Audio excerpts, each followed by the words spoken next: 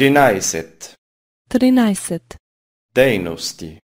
Дейности. Какво прави Марта? Какво прави Марта? Тя работи в офис.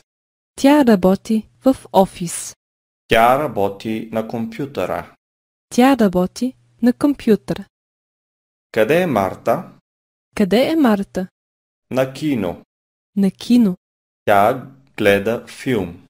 Тя гледа филм. Какво прави Петър? Какво прави Петър? Той следва в университета.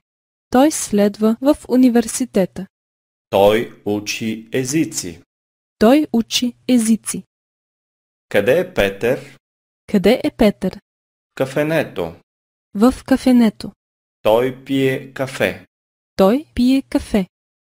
Те къде обичат да ходят? Те къде обичат да ходят? На концерт. На концерт. Те обичат да слушат музика. Те обичат да слушат музика. Те къде не обичат да ходят? Те къде не обичат да ходят? Дискотеката. В дискотека. Те не обичат да танцуват. Те не обичат да танцуват.